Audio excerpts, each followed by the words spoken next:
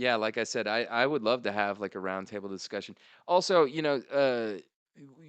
we're talking about the Steve episode. Did you hear he was talking about Albereel and Yeah, yeah, the SSD? SSD. See, Yeah, this is my thing. I can't follow any of the people for the bands that I loved growing up at all on social it media. Like, it sucks. was actually kind of like as soon as like they started posting black squares, like because they were told to, I started just deleting them all. I said I can't because it's gonna ruin the music, right? Yeah. I can't know what Sworn Enemy thinks about the Black Lives Matter Yeah, situation what the because they're a fuck? great band. Sworn Enemy, like I they can't have some listen. fucking weird beliefs. I'm like, Well, that's the problem in this day and age. We know entirely too much about every fucking waking thought of every fucking person that, yeah, you know what I mean? Like, yeah. there's no mystery anymore. And I No. like to create that mystery. And that's what kind of sucks about doing a podcast is like, from an acting perspective, like you're putting your real persona out there and you don't have the room to craft characters or anything, which I think is A bullshit. lot of the comedians, I won't even watch their podcast because, like, it ruins their stage presence. Sure. I know too much. I don't, I love Bill Burr. He's one of my favorite I was comedians about of to all say Bill time. Burr is I pretty love, fucking funny though. I know, but I try not to listen to his Monday morning podcast, you know? Yeah.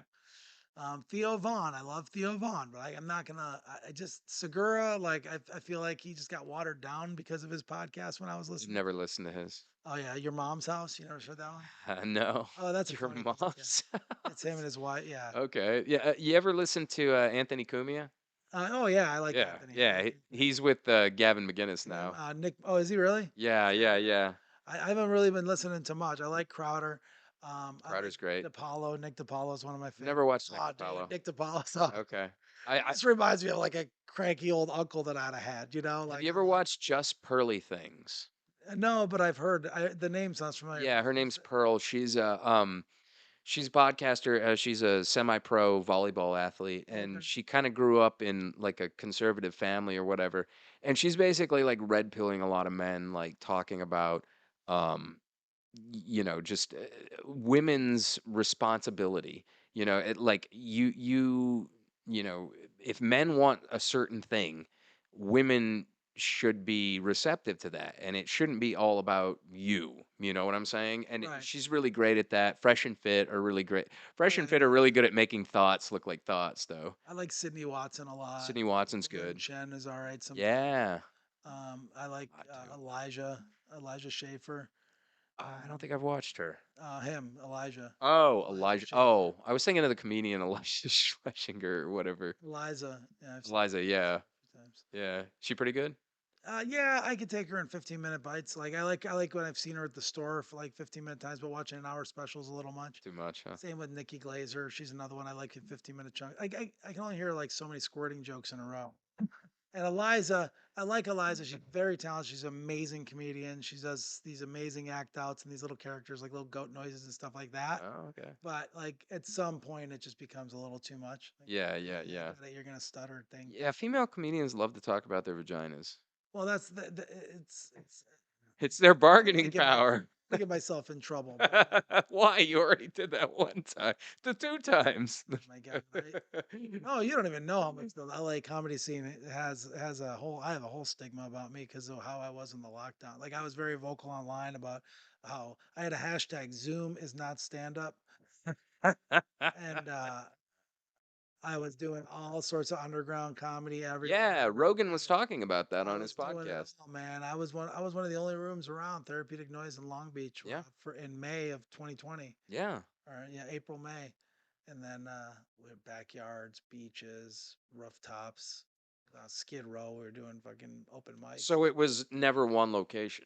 I mean, there were some recurring locations. I mean, like my spot was, you know, when I was there, it was my spot in Long Beach. Okay.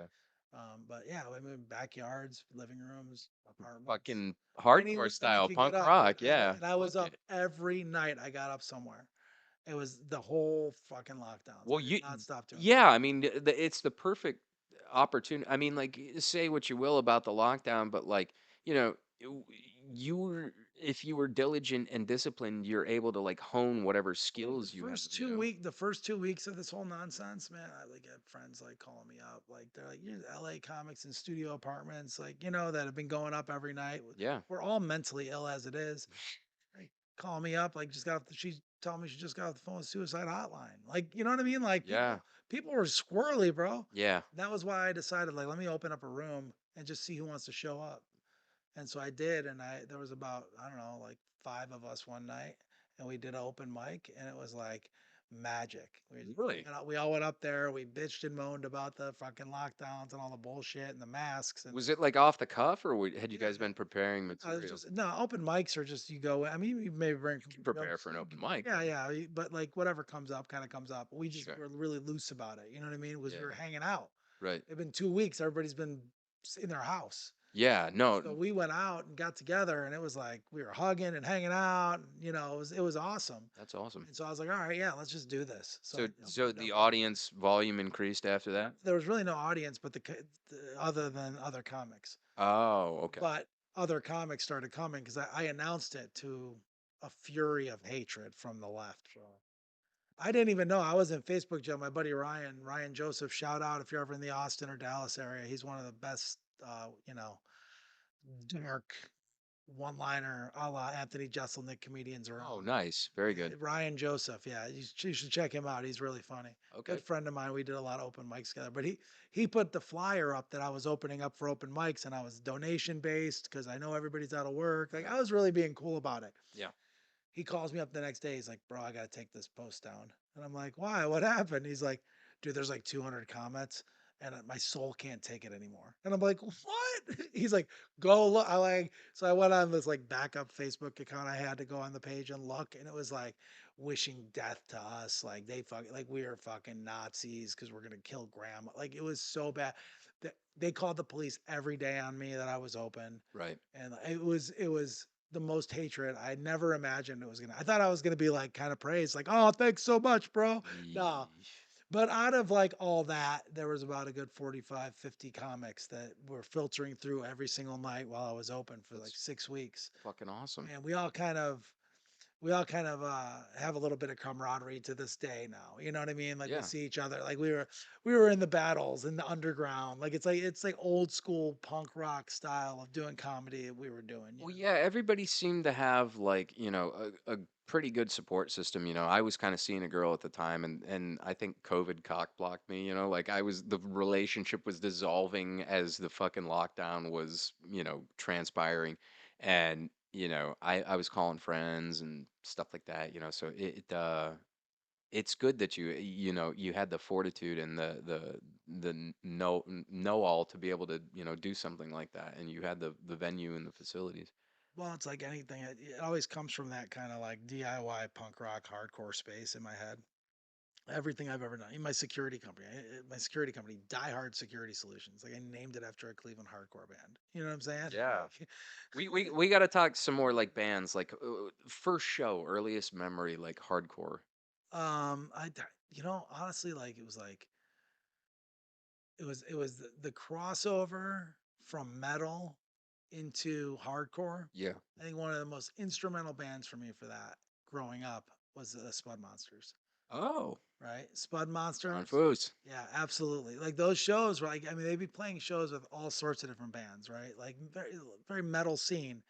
Like, so I'd go see, I think it was Hatrix, you know. Oh, Mushroom Head. Well, I mean, so I remember Mushroomhead's first show.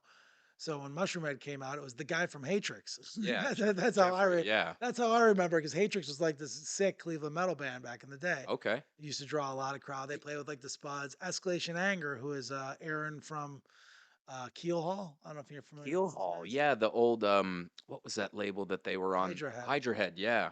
I love Keel. I think Keel Hall is one of the greatest bands that They're ever come out of sick. Cleveland. Yeah. But Aaron from Keel Hall used to have this thrash metal band called Escalation Anger. And Escalation Anger used to play. I used to love those guys. There's a band called Environmental Hazard, Okay. right? It's like there's a lot of it was from the metal scene, and then the Spud Monsters, and then like Face Value and Integrity. Like Integrity were just a force in Cleveland. Like Yeah. everybody knew Integrity if you were going Oh, into heavy music at all, right. you know. And then those guys like Chubbs and them, like they grew up in my neighborhood basically, like my uncle and his brother were friends when I was a Oh, kid. Like the whole family. Like my uncle knows his grandpa Tony, knows yeah. Itchy and stuff. Like it's just very, neighborhood. Yeah, I grew up in Mayfield Heights, and you know that's Yeah, that's where. basically the Mayfield Road area is where Cleveland Heights, University Heights. Yeah, that's where when I went up and visited, it was in Mayfield Heights. But yeah, man. I mean, what kind of like drew you to hardcore though? Like the I was anti. an abused, angry person. Like I kind of went from the metal scene into the skinhead world, right? So I was like a sharp. I used to go like Sharp, fucking yeah, yeah. fight Nazis and stuff, right? Like, Skinheads against racial prejudice. yeah, yeah. Yeah, I mean, we weren't officially the sharp crew, but like, that's how we let people understand that we weren't racist and we were skinheads, which is very confusing white to laces. modern people. I did all sorts of laces, whatever. I Yeah, don't know. Yeah, I think I was oxblood boots with white laces. Yeah. Anyways, so yeah, skinhead world for a while. Angry, come from a lot of abuse, so I sure. was attracted to violence. I get in a lot of fights, Yeah, and just going to all sorts of shows. And that's what stuck to me as my favorite stuff was like the tough guy hardcore stuff. it's fucking phenomenal. You know, You know? Yeah, I mean breakdowns and fucking pile-ons, mosh pits, like I mean Victory in the mid late 90s was on fire. They had some fucking killer releases that I still listen to Path this of day. Resistance, Who Dares Wins. That was Yeah. a good record. Oh yeah, that's a good one. That's a Fucking killer where record. he's like, die, Mm. motherfucker. And then Hatebreed came onto that label. Those guys Yeah. were relentlessly touring Oh everywhere. God. They toured for like 5 years with Sepultura, Soulfly or somebody. Dude, they never stopped touring, man. Those guys were beasts. Yeah. Fucking and so so much dedication in that they would fucking tour if their fucking van broke down, they would tour in like a fucking pickup truck, Yeah. like with the band and the equipment in the back They bed. were doing free shows like crazy though. When they were doing all that touring for Satisfaction. Yeah. God. Free shows. They did I think in one year they did over 200 free shows. And when they were on that, like, fuck, I remember that. Those guys were grinding so hard. Those guys gave a shit, man. Fuck yeah, dude. Those guys are fucking, like I said, life changing to me in that, And I love seeing Frank, Frank Three Gun. Frank from Because Ringworm yeah, I Terror. mean, I Yeah. grew up, he was like a guitar god on my scene, Yeah. like No, he's Rancho sick. and shit. Like, and Novinic's an awesome guy, man. I've been trying to get him on this show. Like I heard he's kind of hard to access though. Yeah, he's a hard to access guy. He's a do do what's in front of him kind of guy. Yeah. And like I know just from knowing him, that touring was, playing live music is what he wants to do. That's the Right. life he wants. So Yeah. when I heard he got into Hatebreed, I was like, couldn't be a more perfect band for the guy. He gets Yes. Somebody was telling me, yeah, I can so just call up Bruce Dickinson from Iron Maiden and just like chat and stuff. I'm like, that's he deserves to be a rock star. yeah. Three Gun for sure. It was really interesting. We played with Terror and like he was there handing out flyers and shit. I'm like, guys in fucking Terror and is just, fucking handing shit out. I haven't seen him in a long. Last time I saw him was in San Francisco when they were on tour with Chimera. So I would go see Oh those guys yeah. whenever they come to town. Shout out to John Marino from Cleveland. He fucking did a guest spot on a Chimera record, guest vocal spot. Shout out to Jim LaMarca. I love that guy. Yeah, the Bassist from Chimera. Chimera. Okay, I don't know all the personnel of Chimera. I wish I could go into town for that show. That they were sick. That Power Trip song they did was fucking sick. I remember somebody showed me that, and I was like, because everybody described them as like new metal, and I'm like, Yeah, they're new metal. Are they? Yeah, he had friggin' dreadlocks and shit. Oh, that song wasn't new metal at all. It was like thrashy and fuck. I don't know. I thought I was new metal. I was bitter though because my guitarist and my band broke up, and I thought we were gonna be something. And then next thing you know, I see my guitarist on was I was flipping through the channels and I saw Matt Pinfield's show, Farm Club. I just was flipping through the channels and I'm like, why is my guitarist on TV? So Matt Pinfield had this like new band showcase kind of show called Farm Club on USA. Oh, I And so vaguely remember it. Yeah, that's when I found out what my guitarist was doing after my band broke up.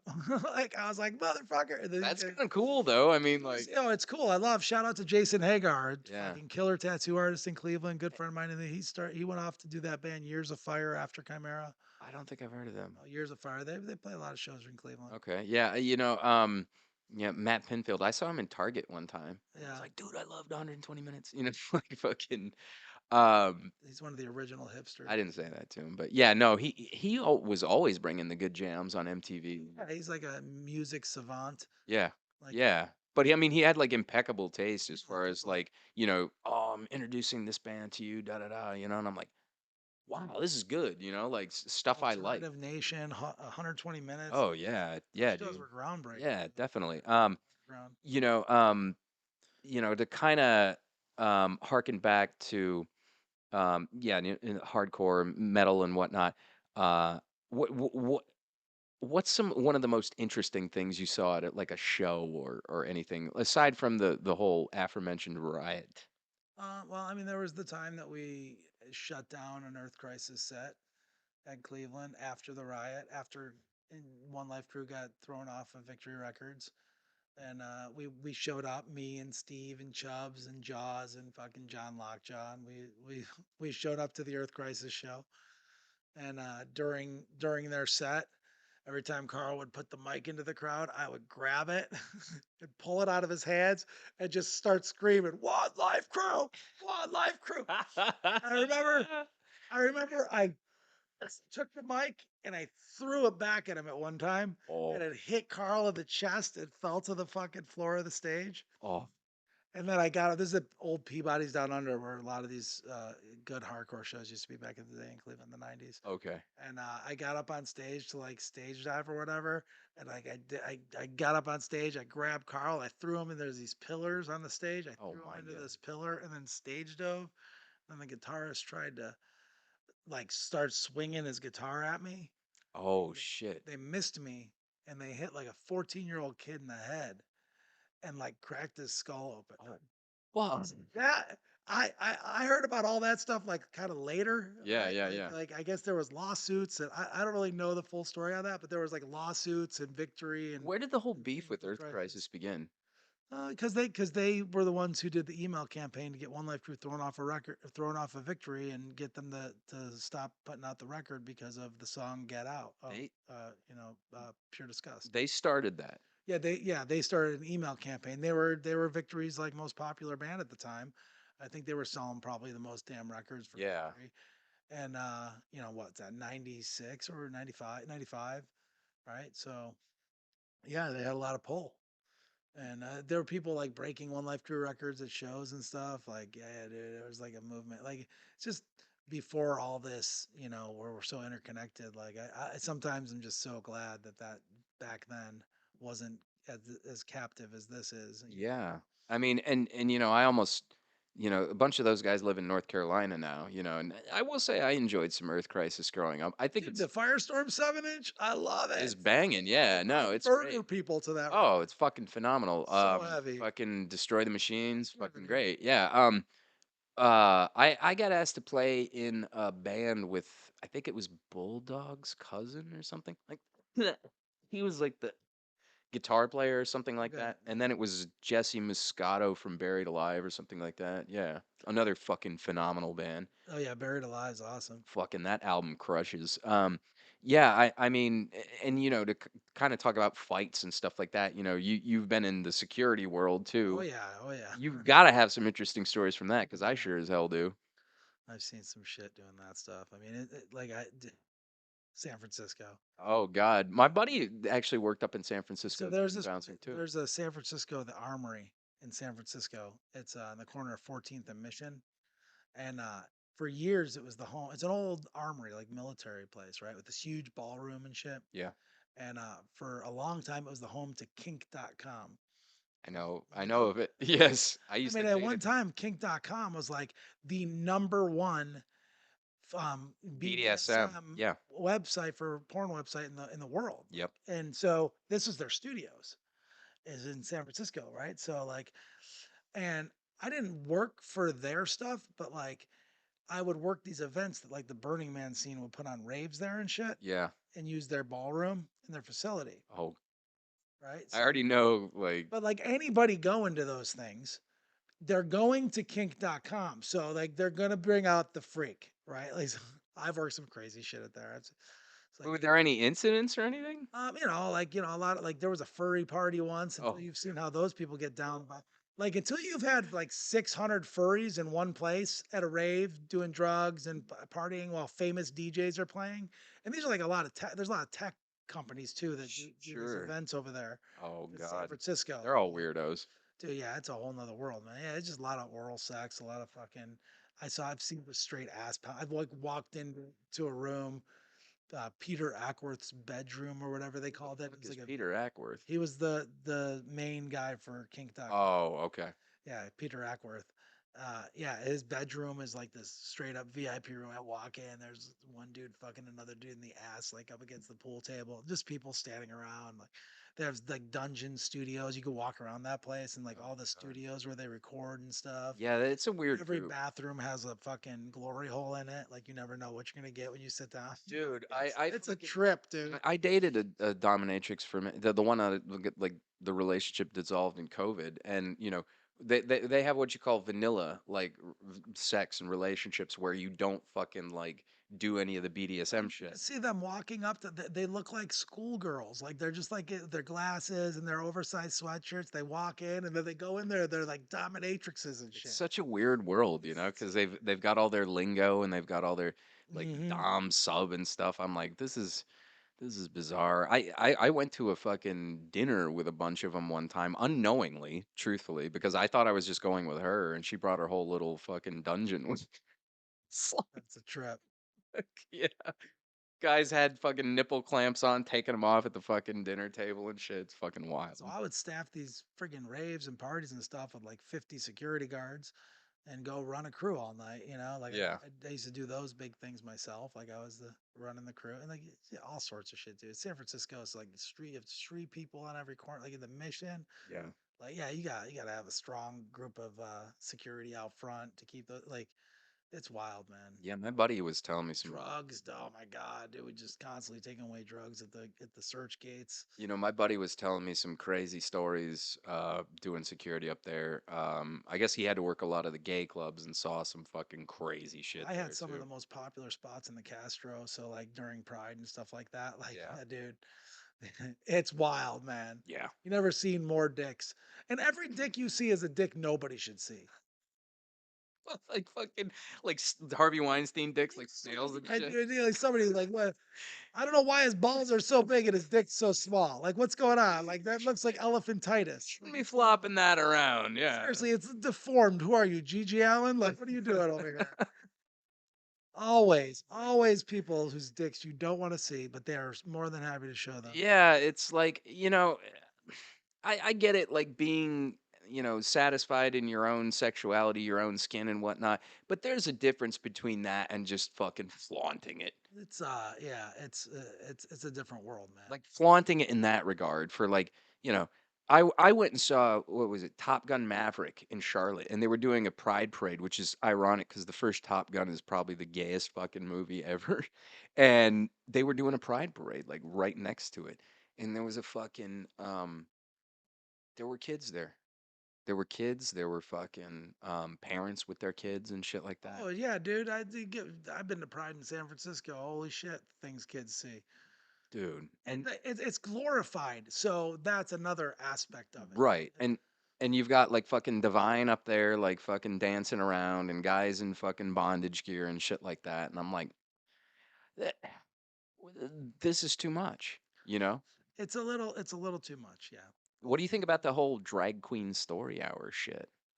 Let me tell you something. I've been to a lot of drag shows. I've been to a lot of drag shows. I used to go to drag shows for fun. I love gay clubs. Like if I'm gonna go to a club, going to the Really? gay club, the best. You want to go dancing? Go to a gay bar. Well, because not They play the the best dance girls. music. No, well, aside from that, right? Oh, So I would go with my wife places, and I yeah, like our friends. Like a lot of people don't know they have these like preconceived notions of me. When I lived up in the Bay Area, like my wife and I were married in the backyard of two married lesbians who have multiple children that one gave birth to because they like took the eggs out of one and had a don't like they did it as close to as possible for them two to have a baby as possible.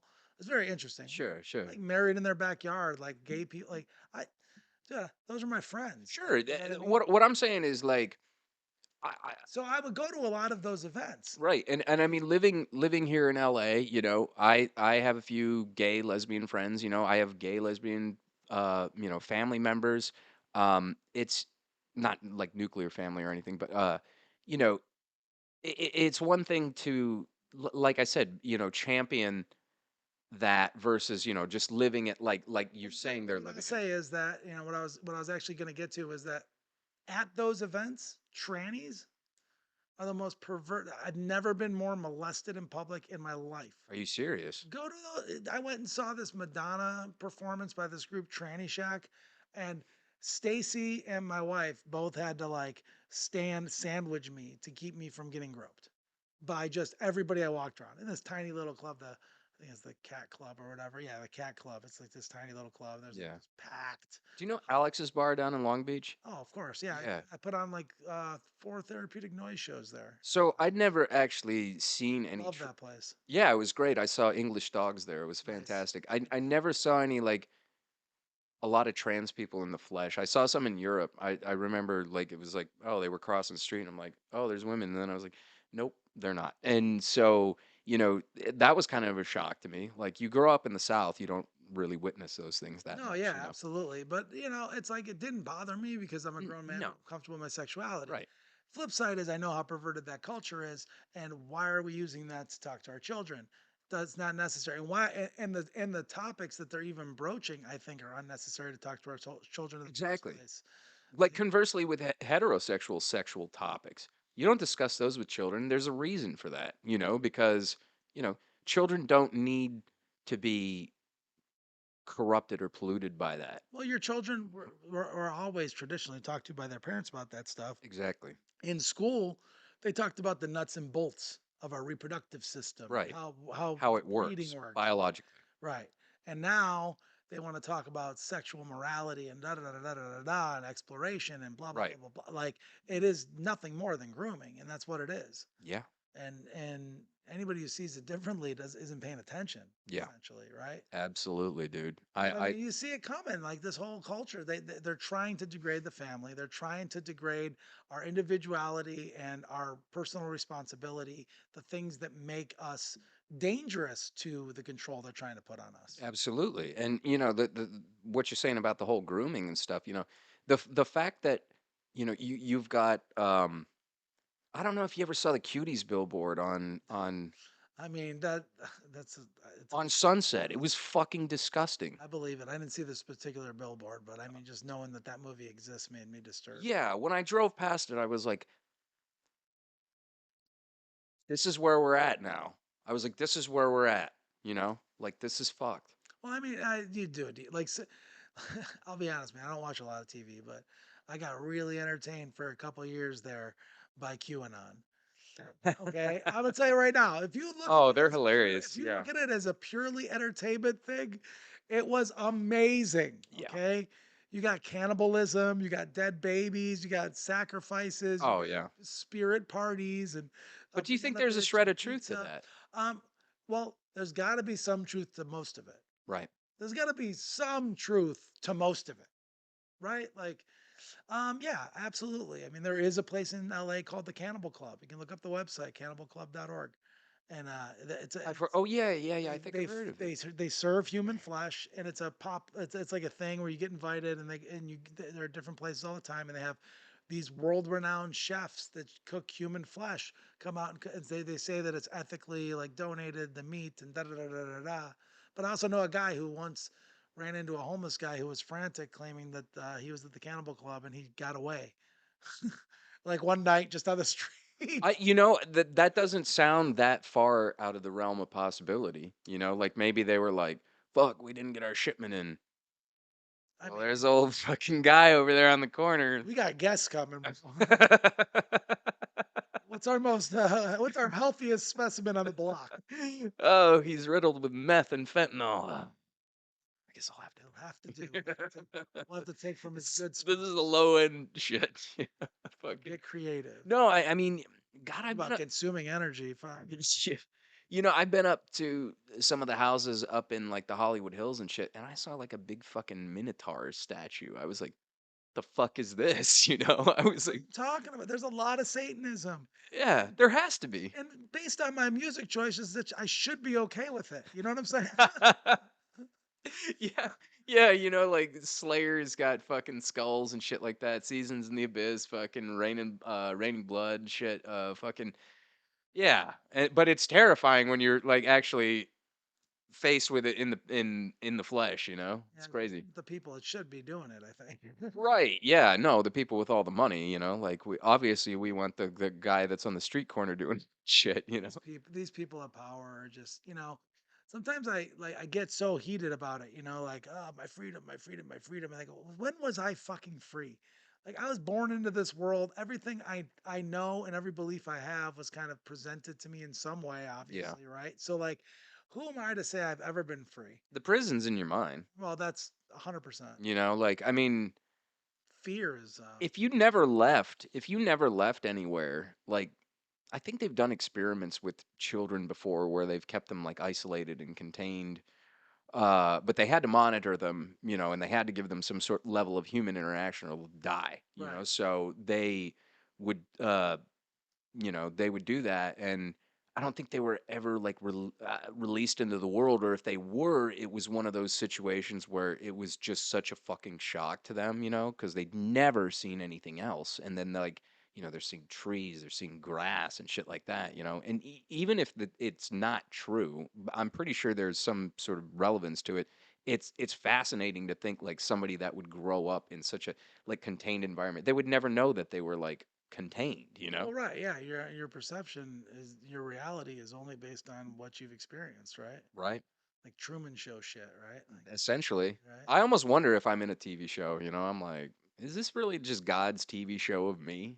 Like, I used to think that when I was a kid. Is this real life or is it television? well, I mean more in that like, you know, if we consider God to be the steerer of the vessel, is he is he gonna put me in some cool Daniel Day-Lewis role, or am I gonna be like a fucking Jerry Lewis fucking stumbling, or Peter Sellers stumbling around and shit? Well, since you are God, you're gonna choose that.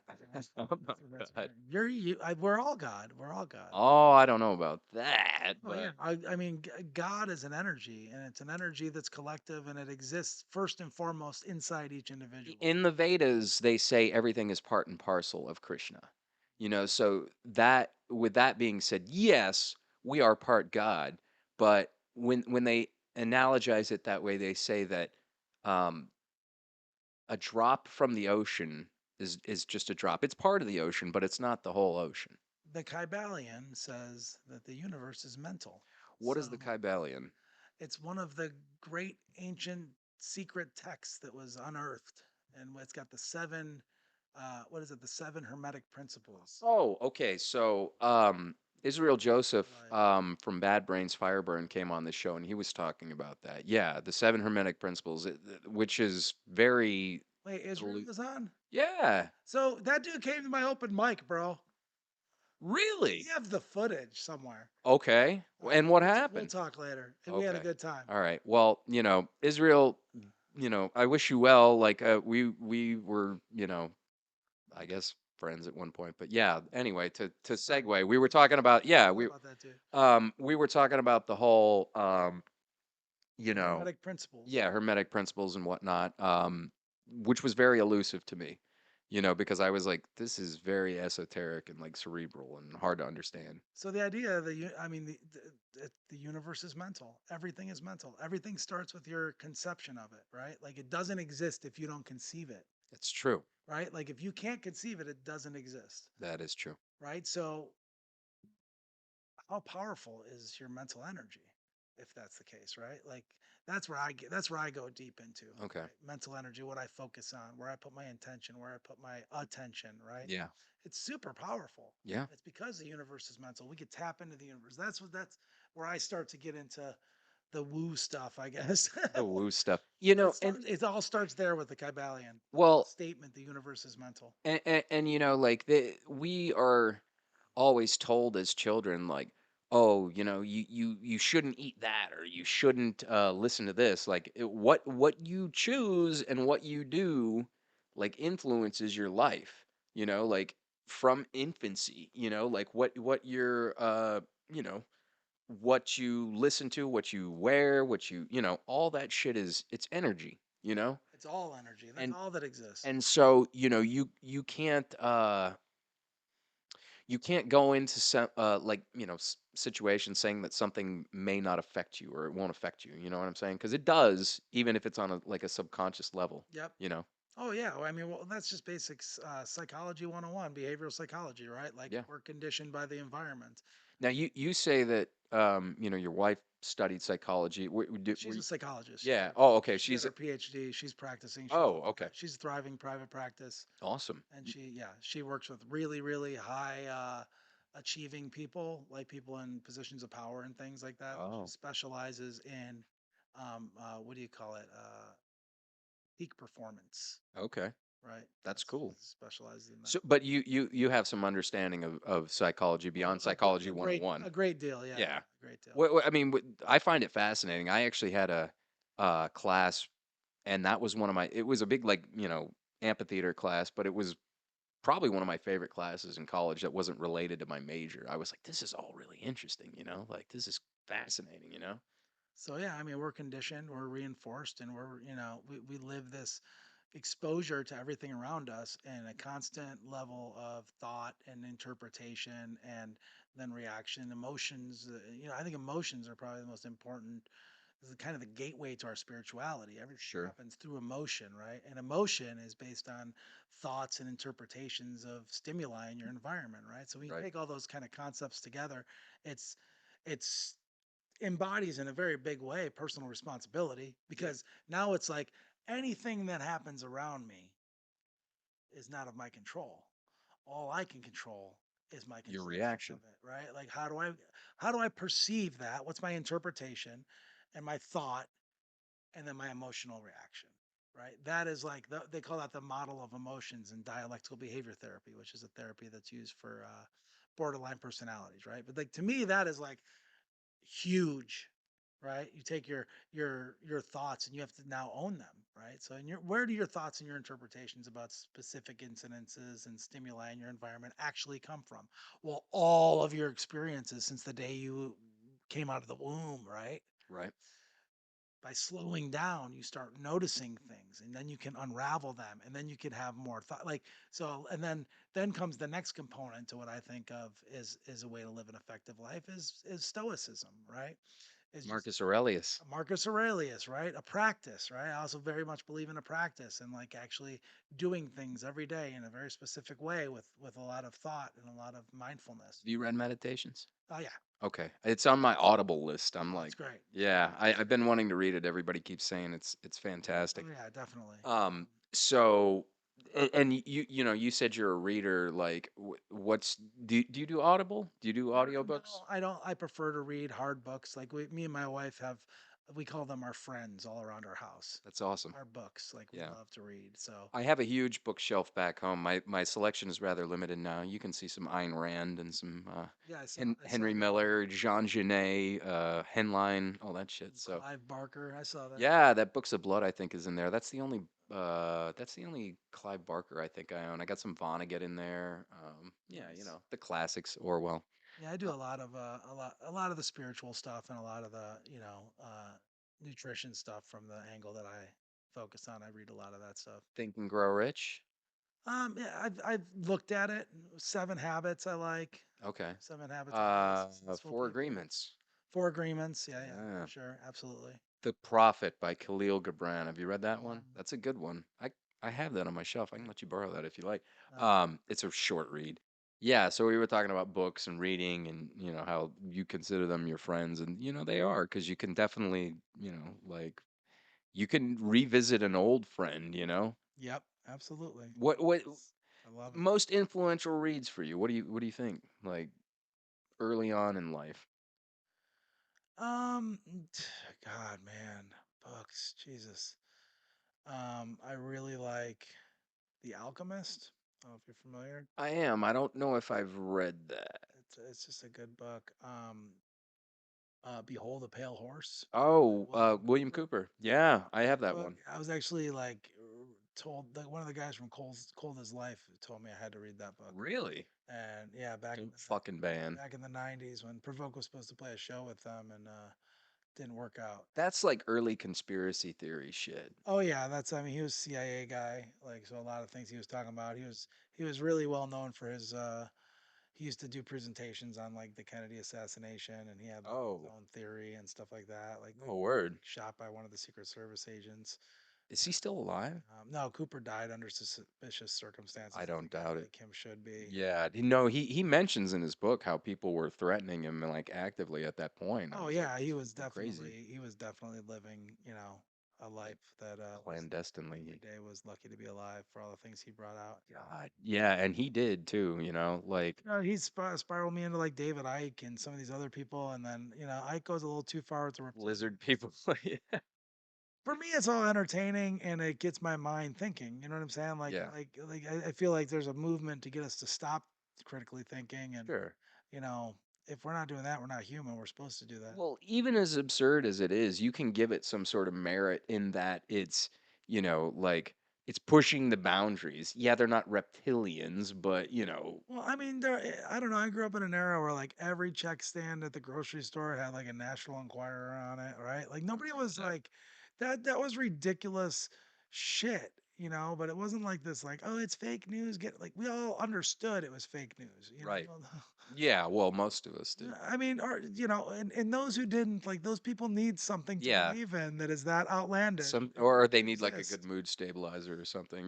But to me, it's all entertaining, and it just gets my brain moving. Yeah. I really like that. What if? I mean, because they're not on the up and up. The No. elite, the people No. in power. Oh, clearly not. And like, a lot of things people say are like, "Oh, that's a conspiracy theory." Well, the term conspiracy theory was designed specifically for the Warren Commission to anybody who disputed the official findings to make them look uncredible. Like that's where the term That's where the started. term came from, the Warren Commission. Absolutely. I think I heard maybe that somewhere Yeah, so before, like but like that was a term unleashed to discredit people who spoke out against the Warren Commission's there's a opinion. really good analysis that I have to show you where this guy, he's like a British podcaster or whatever, and he really breaks down the power structures and like how the United States colluded with Nazi Germany during the Oh 30s yeah, and for like sure. they had all those Nazi like Hitler youth camps here and stuff like that, and Ford, the invading vehicles in Poland were Ford trucks. Isn't that Oh fucked yeah, up? absolutely. Isn't that fucked up? Ford had a lot of ties in. I mean, they were trying to take over the world and they almost succeeded.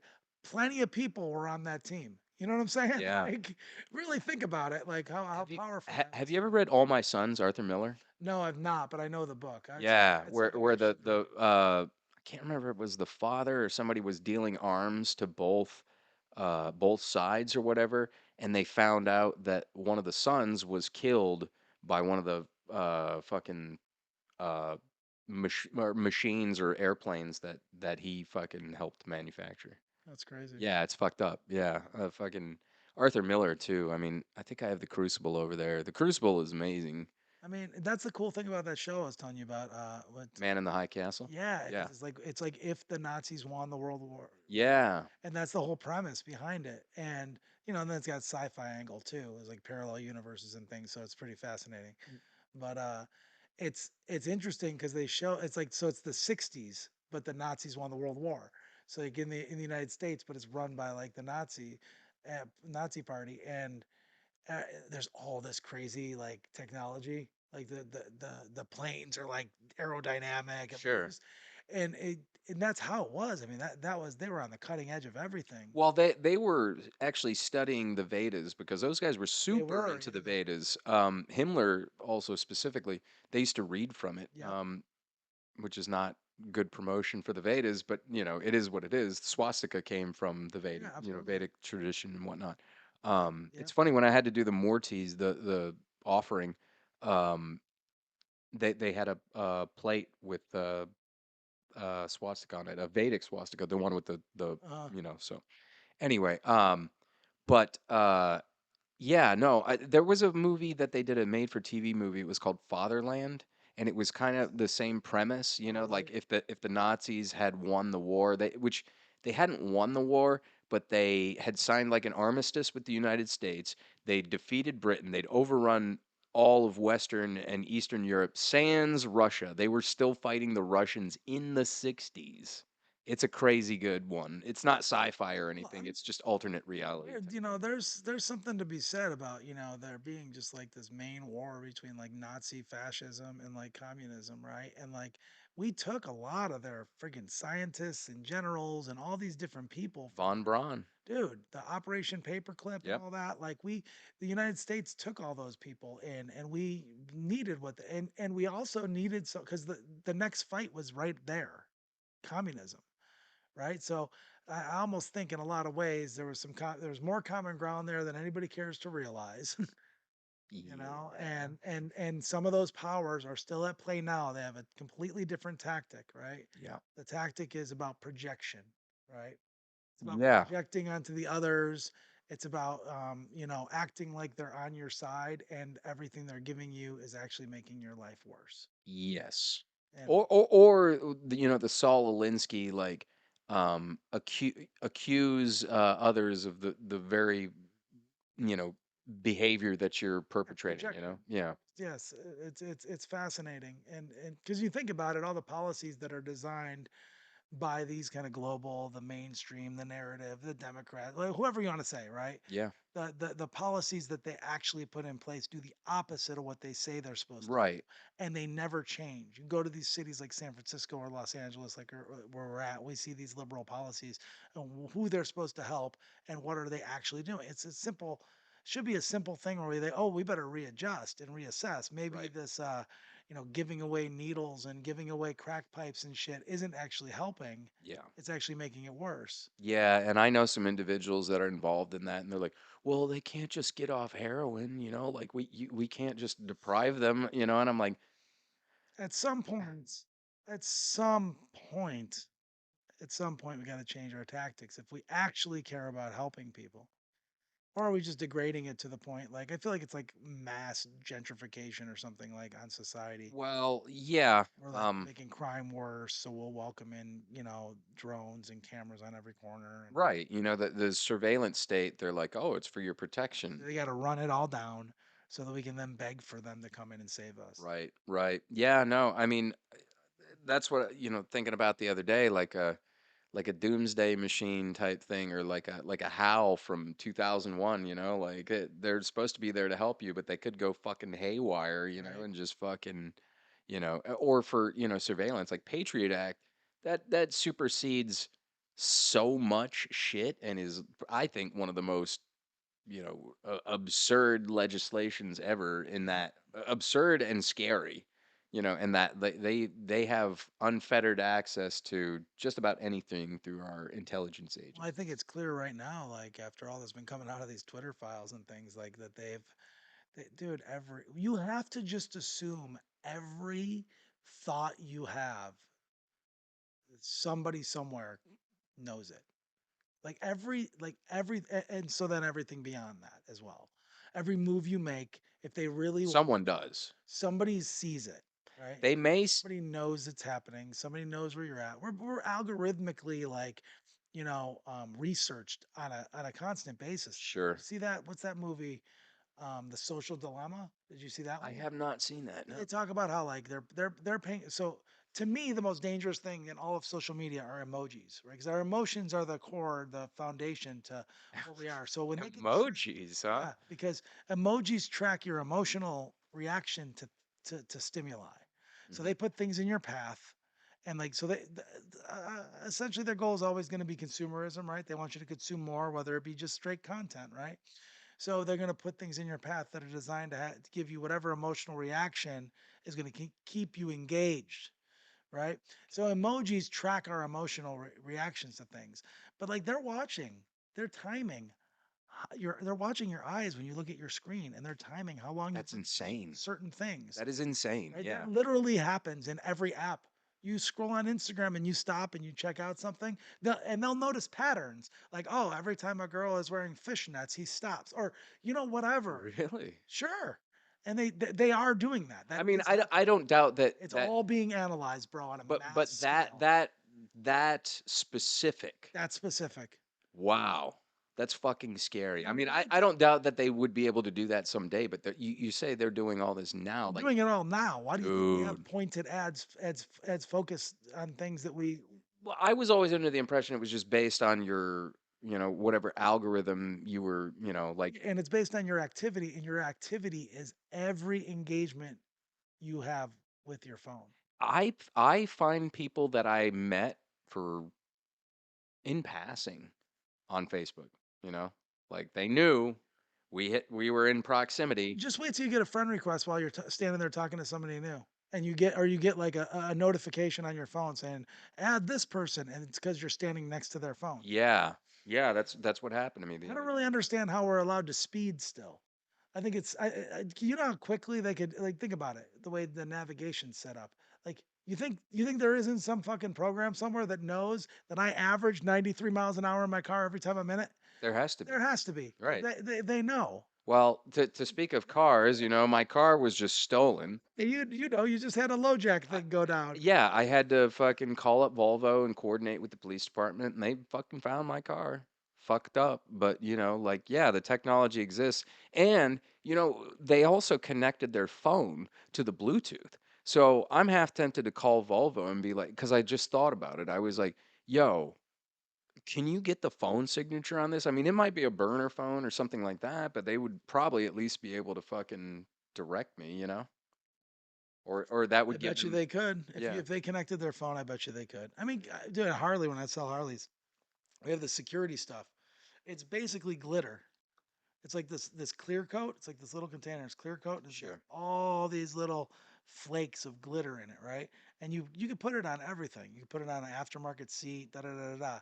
And the idea is that if your bike gets stolen or pieces get stolen off your bike, and the police find your bike, they can notice that it's yours with this like infrared light that goes on these like glitter things that are then attached to these serial numbers in the system. Wow. They're tiny. Dude, it's glitter. Yeah. And they're essentially like a tracking device. And you can put them all Glitter. over stuff, right? You telling me they can't put tracking devices inside of us through an injection? I guarantee you they can. Oh yeah, no doubt. And I mean, like, fuck, somebody could rub that on your car. Well, sure. Like fucking just, hey, anybody that had that, and I'm I'm sure not that sure that it's as technology. much of a tracking device as more of an identifier, but still, it's so small and connected to this bigger thing. Like it's A bigger crazy. network. Yeah, it's some Skynet shit, man. It's fucking scary, But what makes us think like I remember thinking that the moon followed me home when I was a kid and it was always watching me. And and I've never ruled that out. Huh? I mean, the moon is a satellite. Sure. It's hovering up there. Yeah. I always can see it, which means it can always see me. So so who knows like what's really going on. There's some Wizard of Oz shit going on up Oh, there we where got it's like, floodlights up there and cameras everywhere and like that's true. it's why wouldn't it be? It's the same thing. And with the car theft thing, like, to speak of the moon, the fact that I got into the situation was mostly due to the fact that my fucking building's negligence fucking probably allowed that to happen, Um Probably. and so that being said, uh I lost my train of thought. Where I'm gonna have to cut that part out. Fucking where were we going with all this? Help me, help me. Doesn't matter, man. Doesn't matter. We are down a rabbit We hole. were talking about the surveillance state, the moon, the moon. Yeah, the moon. Okay, fucking. I was about to disparage them, and my fucking brain just shut off. And maybe that was like, yeah, you're going down a bad route here, bro. But like, uh, they haven't had this fucking door on for 2 months, 2 months, and I was like, we sent people to the fucking moon in less than a week.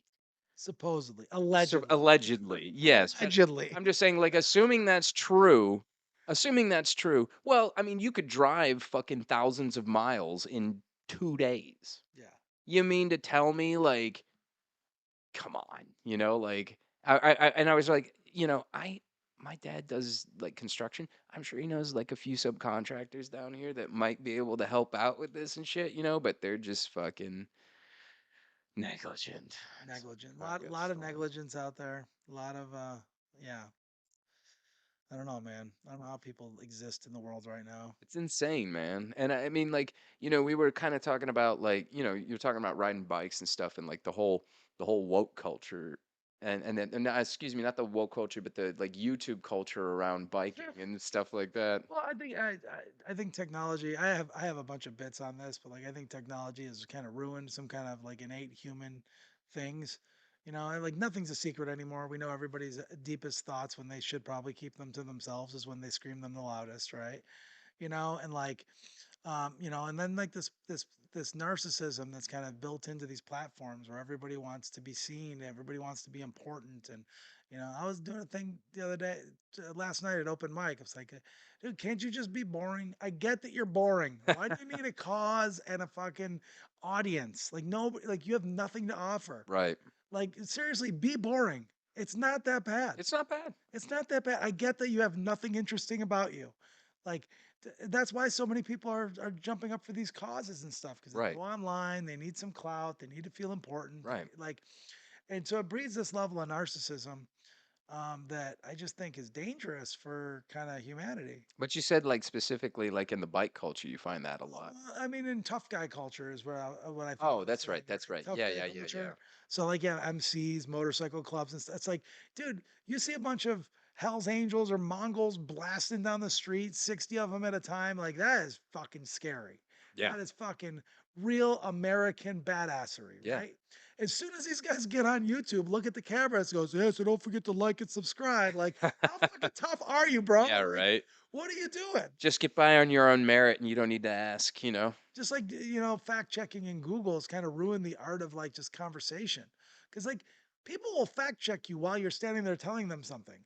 You know, it used to be that like you could just be convinced by a real charismatic dude. Yeah. You know, But like now you can look on the internet and be like, L. Ron Hubbard. Like, well, yeah. Well, then there's that. Then you have like the propaganda related to your findings. So like we're so controlled by the information that's rationed out to us yeah. by these like congregated tech monopolies. You know, it's But think crazy. about it now. Like we have better access to information. We That's don't also true. we don't know necessarily that the information that is given to us is 100% true, but that's why you go and you look at other sources to be able to like, make your own informed decision Well, as ideally, but it's figuring that like, you know, the average IQ is 100, so half the right. people are stupider than that. Well, and I got a buddy that's like I'm like, what do you look at for your news source? And he was like, CNN, MSNBC, Fox News, and I'm No, like, this is why we can't have it's the conversations. majority of people that if you watch MSNBC, you think that you're being a balanced and educated person if you watch Fox. Right. And you know what I'm saying? And it's really kind of like two sides of the same fucking coin, Absolutely. you They know? are the exact same coin. Yeah. Yeah. It's insane, man. I just, you know, because there's so many things out there, it's like I want to help you.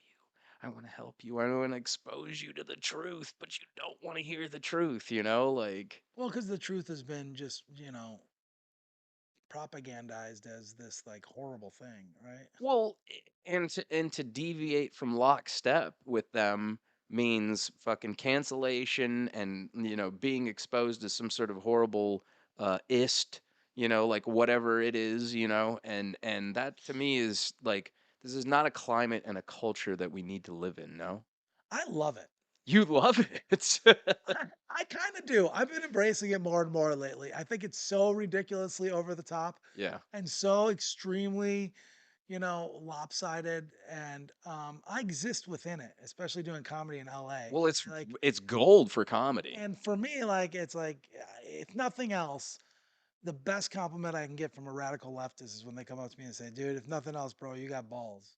And I That's get that. happened before? Oh, many times. Dude, Oh, you know how many people would never say anything aloud or follow me or like laugh at my joke in public, but like I'll get DMs like telling me like, "Bro, to be a conservative comedian in this climate, I don't know how you do it, but yeah. I can't believe that you say some of the shit you say, bro. Right. I admire that." When I And there are mentioned people that are scum. when I mentioned the OLC repress, one of my friends, I'd say he's slightly left of center or whatever. He messaged me. He's like, "Bro, I'm gonna want that, right?"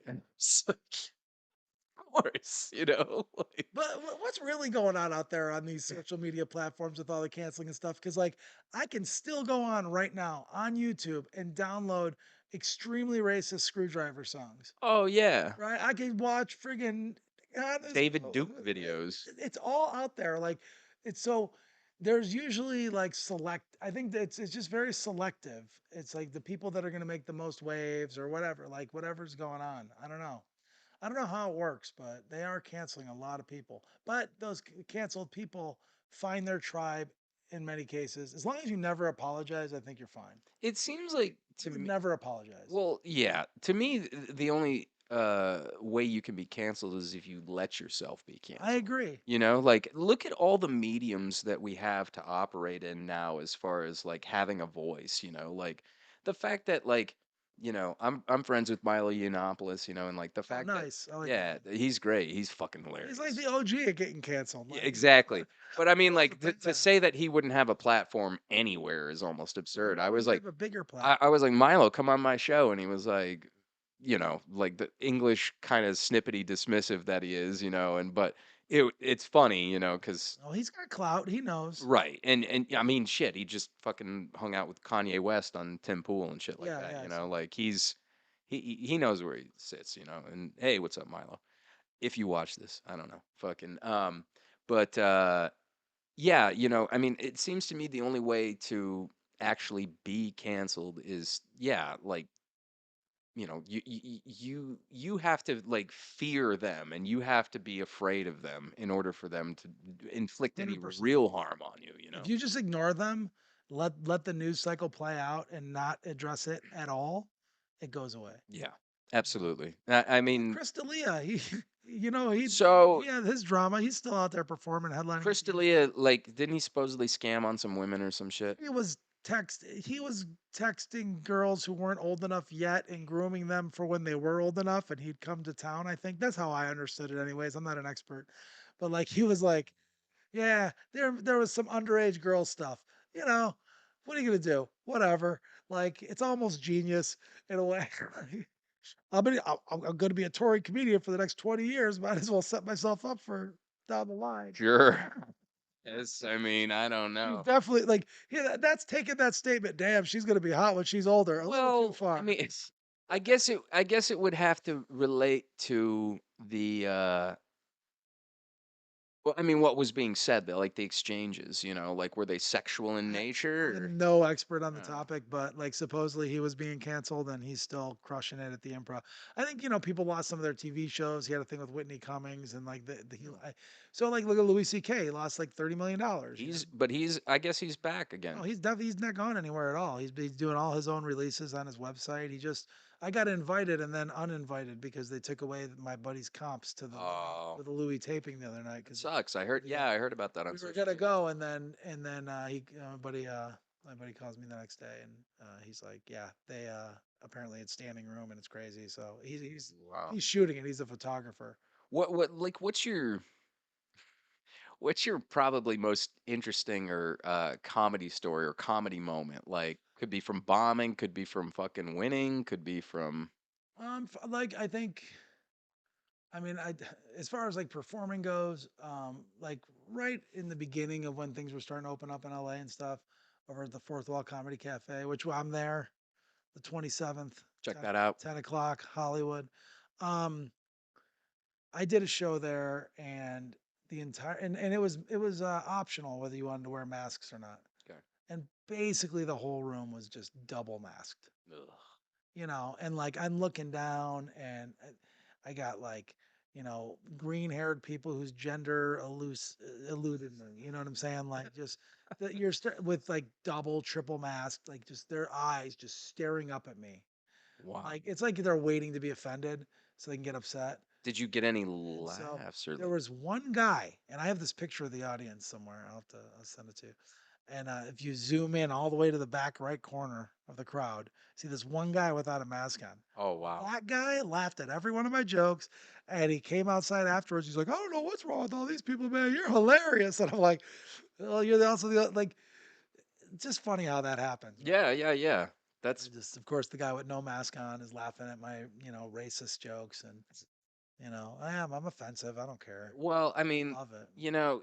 it's so funny how many people used to do like, racist or like, whatever sort of bigoted slurs, and they were all friends at the end of the day. Like they're just fucking, Chris Rock talking about white people, like, that shit is funny because a lot of it's true, like Yeah. Cat Williams talking about like don't drink with your white friends, where he's like, tonight we're getting fucked up. I'm like, yeah, I lived in the South. I heard that probably 300 fucking times at least. I would say one of my best just stand-up comedy moments in general was one night when I got a chance to see Dave Chappelle in the Belly Room at the Get the store. fuck out. Wow. He was like a surprise pop-in thing at the show, and I had been there just all the timing worked out, Yeah. and he performed from 1 a.m. to 4 a.m. Wow. to 50 of us or 60, however many people could fit in the 60 Belly Room. people. Yeah, Donnell Rawlings opened for him and Jeffrey Ross, and then they hung out afterwards in the audience, and Wow. like it was just conversation. It was a clinic on how to like have a conversation with an audience. You felt like you were like in a living room with Dave Chappelle. It's like a hardcore show.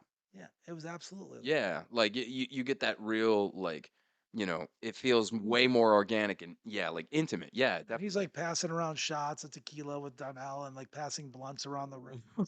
It was like It's a party. at one point Dave's telling he's just telling stories. At one point Yeah. he's like telling a story and like Donnell was involved with some like old like Chappelle show story and Donnell jumps up and he just starts like getting all excited. He's like, "No, no, Dave, let me tell." And then he jumps up on stage like it was just that informal and intimate. Sure. They're just fucking around basically. It was an honor to be in the room that night, to be That's honest with great, you. dude. And there's a reason that they call Chappelle the goat, although I think Cosby's the goat, but I think he's Yeah, yeah. the greatest of all time. Oh, fucking that when he does the whole they had some game where it was called the fuck was it? Like Buck or something like.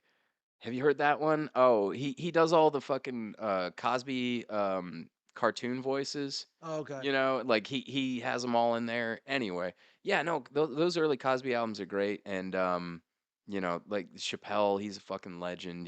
That would be so cool. But That Louis back doing his thing, and I like what Louis doing because he's just putting everything out on his website. He charges you like $5 or something oh for word, his specials. I went. My wife took me 2 years ago.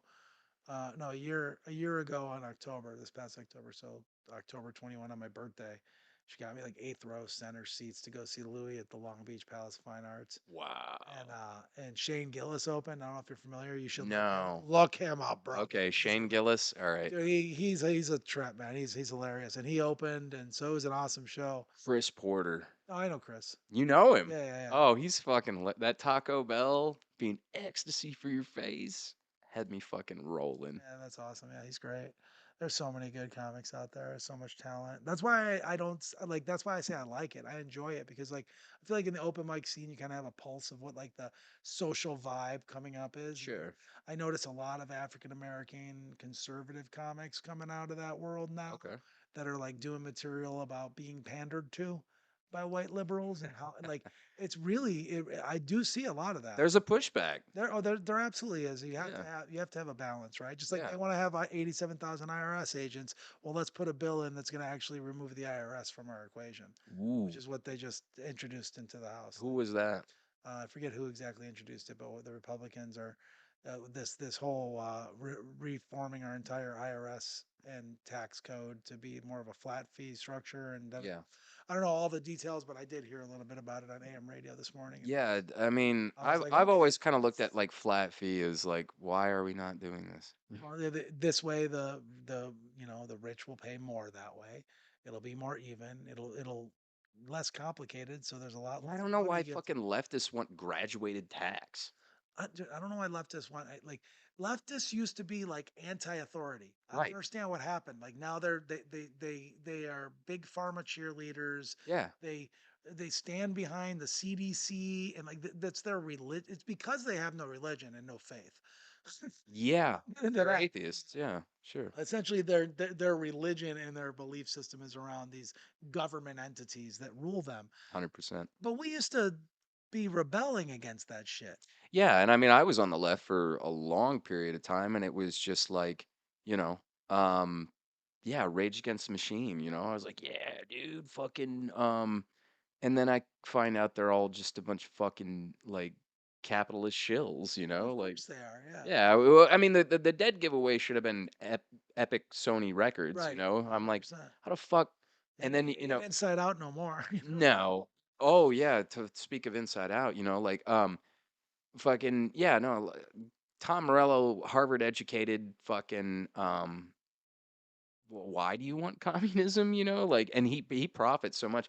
Their last show was at Coachella, and it was like 250 fucking dollars. I was like, get the fuck I out of saw here. them at Coachella in like 2008 or something or Oh, 9 when I worked there. that was, I think, their first like That was reunion or whatever. Yeah, Yeah. I was there for that. Oh, were you? Yeah, I was working Coachella a few years, so Oh, word. yeah, it was You dope. probably know some of my friends in the security game.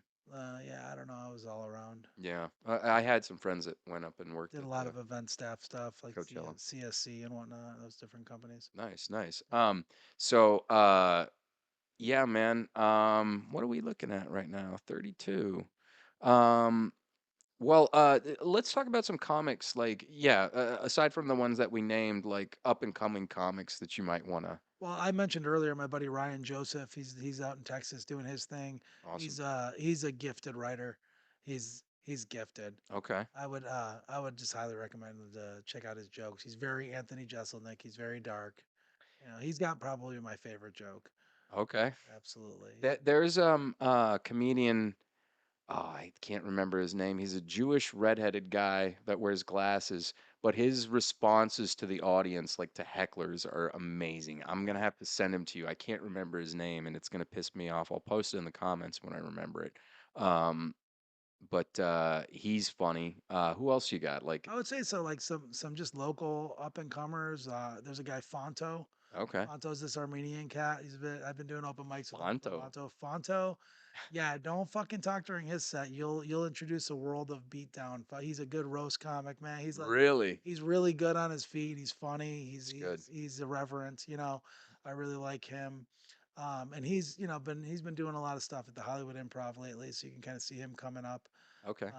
I would also say Mike Eshak, he's another one. He's been crushing it lately, and he's another cool guy. Shout out to Mike. Shout out to Fonto. Alex Conn, Conn. Keep your Okay. eye on that dude. Funny, smart, witty, good friend.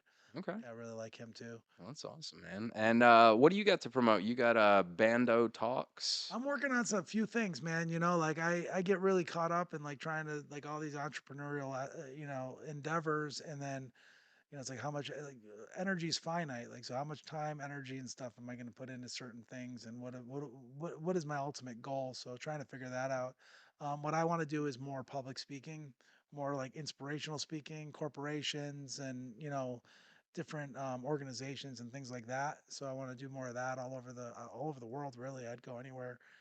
Speaking on like just through personal experience and personal responsibility and things like that, and obviously putting like a comedic spin on it. Of course. So I want to do some of that stuff. So that's kind of where Bando Talks is focused there. I've been thinking about a podcast myself, as cliche as it sounds, but Everyone's got one.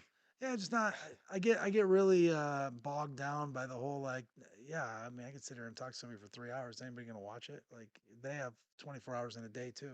Well, yeah, that's true. And a lot of it just, I don't always watch them. I listen, like I ended up springing for the YouTube premium or whatever because, Got sick that of the advertisements, got sick of the advertisements, especially at 2 a.m. in the fucking morning when it's like you're listening to a like a meditation. meditation Yeah. video or something like that, and then they come on for like 2 hours with their fucking what was that? They had some sort of meditation app or whatever. Yeah. I know what it's called. I know what you're talking You know about. what I'm talking about. They used to have the most obnoxious ads at like 2 in the fucking morning when I'm like sleeping, I'm just throwing it on for ambience, and they're just fucking I'm like, fuck this. And then doing like DoorDash and shit like that at the time. And like I'm sitting here trying to fucking skip the advertisement while I'm driving. I'm like, this is dangerous. I'm like, and then now that you're like once you become a creator, it's like you kind of gotta have it, like It went that I had it for a long time for all those same reasons, and then I recently got rid of it, and I'm like, I can't give $10 to this fascist company. that's the thing. Yeah. I mean, it's 'Cause one of that's those. our vote. That's the ultimate vote. Yeah, with your dollar, it sucks at the same time, but it's like, one of my friends had mentioned something about like, the all this. It's like you're either all in or you're all out. I get it. I get it. Because like all this shit comes from China and all that shit. Oh, And so 100%. You can go through a deep dive like you'd never have anything. right. So it's almost like, people can sometimes look at, certain things from a certain perspective, like we were talking about earlier. Uh, like the media or something like that. I don't want to be like, eviscerated in the media, but like Pancho Villa fucking loved the media and fucking reveled in the attention and was like, I'm gonna come fuck you up, Carranza and fucking Piercing and shit, and so that being said, I mean that's you know that's a positive way you can look at it. Yeah, absolutely. I mean, So you got to take the good with the bad, right? yeah, So you absolutely. can't have your food and nutrition without things dying for it, and there's no getting around that. I mean, Well, it's the same concept though. There's always like you can't move your car. Energy's got to move forward. There's going to be exhaust. sure. Like you're going to have. Well, It may not be out of the tailpipe. It might be at the coal factory because you're using the electricity, right? right. It's coming from somewhere.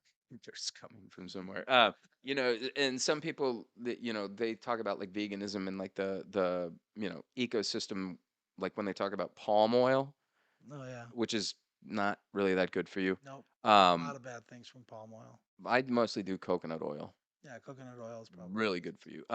Good for brain and spinal function. But it saturated fat is better. All right. but it destroys the ecosystem. John, Don, I'm calling you back to come on the show and be my It's reinforcement. vegan soldiers. No, I don't need them. I think it would make for a really interesting dialogue, but it destroys the ecosystem with the orangutans and shit like that. Yeah, the ecosystem's always being destroyed and being rebuilt again. I mean, Yeah. it's just kind of how it works. Well, I won't be the purveyor of that. At No, least not directly. do you, bro? Well, I mean, see, the biggest thing is like, people talk about eating meat, but they all get their meat from a fucking supermarket or whatever. And, I guarantee you that they're not gonna fucking get that meat if they see the fucking cow shot in the head with the nail gun and, like all the like, there's a movie. Okay, wait, wait, Doesn't wait, wait. bother me. Doesn't bother you? No, I dude. want you to watch a movie then for me, okay? If it's Game Changers, I'm out. I already tried to watch that piece of I don't shit. know what that is. No, it's not Okay. like a vegan propaganda Okay, movie. It's good. an actual movie. It's called In a Year of 13 Moons, and In a it's year of by 13 it's moons. by Werner Werner Fassbinder. He's a German director.